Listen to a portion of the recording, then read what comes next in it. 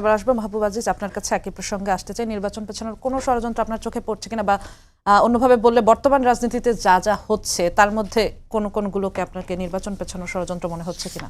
জি, ধন্যবাদ, শুভেচ্ছা।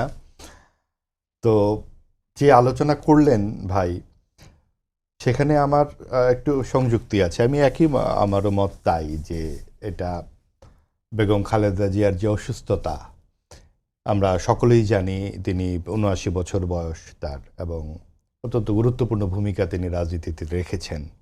৮০ দশকে এরশাদ বিরোধী আন্দোলন এবং গত ৪০ বছরের রাজনীতির ক্ষেত্রে শেখ হাসিনা এবং খালেদা জিয়া তো প্রবলভাবে উচ্চারিত দুই নাম।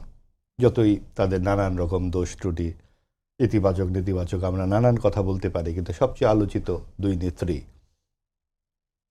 তো তাদের একজনের শারীরিক অসুস্থতায় দেশ অস্থিতিশীল হয়ে উঠছে, রাজনৈতিক পরিস্থিতি অস্থিতিশীল হয়ে উঠছে, এবং এটা বলছে এনসিপি।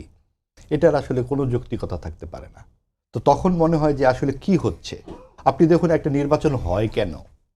নির্বাচন হয় যে রাজনৈতিক দলগুলো পরস্পর একটা আদর্শের লড়াই করবে। কার কি আদর্শ তারা জাতির সামনে উপস্থাপন করবে এবং বলবে আমার এই আদর্শের পক্ষে আপনি ভোট দিন। আমরা কি দেখতে পাচ্ছি ৫ই আগস্টের পরে যে গণ অভ্যুত্থানটি হলো, সে গণ অভ্যুত্থানের আকাঙ্ক্ষা কি ছিল? প্রধান আকাঙ্ক্ষা ছিল যে অবাধ নিরপেক্ষ একটি নির্বাচন হবে, জনগণ এমন একটি সরকার পাবে যে জনগণের সামনে জবাবদিহি করবে। এই তো প্রধান সমস্যা ছিল আওয়ামী লীগের। কিন্তু এই ৫ই আগস্টের পর আমরা দেখলাম রাজনৈতিক দলগুলো তারা পরস্পরের সঙ্গে এক ধরনের সন্ধি করবার চেষ্টা করছে অথবা সংঘর্ষে লিপ্ত হচ্ছে। ক্ষমতার ভাগ বাটোয়ারার একটা প্রশ্ন চলে আসছে। প্রশাসনে বলুন, বিভিন্ন জায়গায় বলুন, চাঁদাবাজিতে বলুন, নানান জায়গাতে। সেখানে আদর্শের চর্চাটা আমরা কোথায় দেখলাম? এনসিপি যে একটি রাজনৈতিক দল প্রতিষ্ঠিত হয়েছে, গত ১৫ মাসে এই দলটি তাদের কোনো গঠনতন্ত্রই জাতির সামনে উপস্থাপন করতে পারল না। তারা কি মার্ক্সবাদী? তারা কি ইসলামপন্থী? তারা কি সমাজতান্ত্রিক নাকি গণতন্ত্রী? এইটার তাদের কোনো আদর্শ সরাসরি তারা এখন পর্যন্ত বলেনি। তারা এক সকালে বিএনপির সঙ্গে সমঝোতা করে, আরেক সকালে জামাতের সঙ্গে সমঝোতা করে।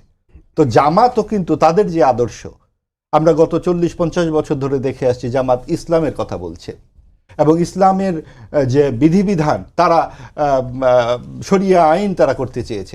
এখন তারা এই বিষয়ে কিন্তু কোনো কথা বলছে না, বরং হঠাৎ করে তারা পিআর পদ্ধতি নিয়ে অনেক সাড়ম্বরে আলাপ আলোচনা শুরু করলো। তাহলে পিআর পদ্ধতিটা এলো কোথা থেকে? এবং তারা যদি বিজয়ী হয়, তাহলে ইসলামিক যে শাসনতন্ত্রের বিষয়টা আসে, তারা কি সেটা করবে? এই বিষয়গুলো কিন্তু স্পষ্ট নয়। আর বিএনপির ক্ষেত্রে তো এত বড় দল, আওয়ামী লীগের অনুপস্থিতিতে তো একচ্ছত্র তারা প্রাধান্য বিস্তার করে রেখেছে মাঠে। তো তাদের পরিস্থিতিটা কি? এক রাউজানে খুন হয়েছে অন্তত ২০ থেকে ২৫ জন।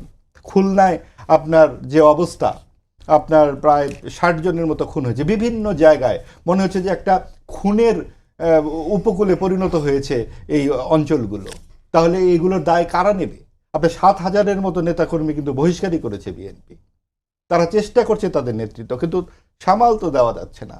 তো এই পুরো পরিস্থিতিতে আমরা একটা আদর্শ ভিত্তিক যে রাজনীতির কথা আমরা বারবার বলে এসেছি, চিরকাল আমরা শুনে এসেছি, কিন্তু আমরা কারো মধ্যে সেই আদর্শের চর্চা কিন্তু আমরা দেখতে পাচ্ছি না। এই ক্ষেত্রে সরকার কি করছে আপনি দেখুন। সরকার ৩০টি দলের সঙ্গে আলোচনা করে তারা সংবিধান থেকে, সংবিধানের যে মূল স্তম্ভ, মুক্তিযুদ্ধের মাধ্যমে যে অর্জিত ধর্মনিরপেক্ষতা এবং সমাজতন্ত্র, তারা ছুঁড়ে ফেলে দিয়েছে। এই ৩০টি রাজনৈতিক দল, যার ৭ থেকে ৮টির বেশি রাজনৈতিক দলের দ্বিতীয় বা তৃতীয় ব্যক্তিদের সাথে আমরা পরিচিত নই, এই ৩০টি দল কি দেশের এই সংবিধান পরিবর্তনের ক্ষমতা রাখে? তাদের ম্যান্ডেট কোথায়? এবং এই যে ঐক্যমত্য কমিশন, তারা বলে দিচ্ছে যে স্বাধীন সার্বভৌম সংসদ ২৭০ দিনের মধ্যে এইগুলো পাশ করবে, না হলে এটা স্বয়ংক্রিয়ভাবে পাশ হয়ে যাবে। তার মানে সংসদের চাইতেও তারা শক্তিমান। এটা চেঞ্জ হয়েছে পরে। এখন চেঞ্জ হয়েছে, কি হয়েছে? ১৮০ কার্য দিবসের মধ্যে ওই সংস্কার বাস্তবায়ন পরিষদ করবে নির্বাচিত এমপিদের দ্বারা। একই তো দাঁড়ালো। তার মানে আপনি ঠিক করে দিবেন, আলোচনা করে ১৮০ কার্য দিবসের মধ্যে এটি বাস্তবায়ন করবে, কিন্তু না হলে অটোমেটিক্যালি যে আইনে পরিণত হবে, আগে যেটা ছিল সেটা। আচ্ছা, ১৮০ দিনের মধ্যে করবে, এই তো ১৮০ কার্য দিবস। আমার কথা হচ্ছে, আপনি একটা নির্বাচন করবেন, সেই নির্বাচনে যেই দল ম্যান্ডেট পাবে সেই দল সেখানে তাদের কর্মসূচি সেখানে হাজির করবে। আপনারা এই কোন ম্যান্ডেটের ভিত্তিতে এই 30টি দল এবং যার মধ্যে আপনার এই পার্সেন্টেজ আপনি হিসাব করেন শতকরা গত নির্বাচনগুলো যে সর্বজন রাজ্য নির্বাচন 91, 96, 2001, 2008-এর যে নির্বাচন গড়ে 40% করে ভোট পেয়েছে বিএনপি এবং আওয়ামী লীগ। আওয়ামী লীগের এই বিশাল অংশের যে ভোট সেগুলো কোথায়? এবং তারা তাদের নেতৃত্ব গণহত্যার সঙ্গে জড়িত। আওয়ামী লীগের এই সাধারণ কর্মীরা কোথায় যাবে তাহলে?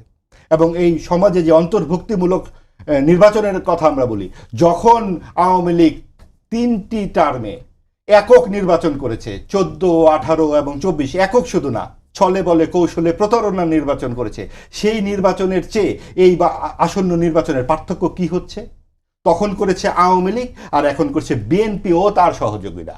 আমরা যদি মোটা দাগে বলি, জামাত এবং বিএনপি তো একই সাথে ছিল, তাদের হঠাৎ এত আদর্শগত দ্বন্দ্ব কেন উপস্থিত হলো? কারণ এই বর্তমান পরিস্থিতিতে আমরা ও মামুরা একসাথে বসেছে তারা, কারণ তাদের মধ্যে এখন নানান রকম আদর্শগত দ্বন্দ্বের কথা আমরা শুনতে পাচ্ছি। যখন তারা 20 বছর একসাথে থাকলো তখন সেই দ্বন্দ্ব কোথায় ছিল? তার মানে এগুলো সমস্ত রাজনৈতিক ভাগ বাটোয়ারার প্রশ্নেই কিন্তু এই বিষয়গুলো হয়। এটা ভালো যে বিএনপি এখন মুক্তিযুদ্ধের চেতনার দিকে গেছে, এটা অবশ্যই ইতিবাচক, কিন্তু প্রয়োজনে মুক্তিযুদ্ধকে অবলম্বন করা এবং প্রয়োজনে ছুড়ে ফেলে জামাতের নেতার গাড়িতে পতাকা লাগিয়ে ফেলার যে প্রবণতা, এই বিষয়গুলো তো অবশ্যই প্রশ্নের উদ্রেক করে। সবচেয়ে বেশি প্রশ্নের উদ্রেক করে 72-এর সংবিধান থেকে ধর্মনিরপেক্ষতা ও সমাজতন্ত্র যদি আপনি বাদ দেন, তাহলে পাকিস্তান থেকে বাংলাদেশ আলাদা হয় কি করে?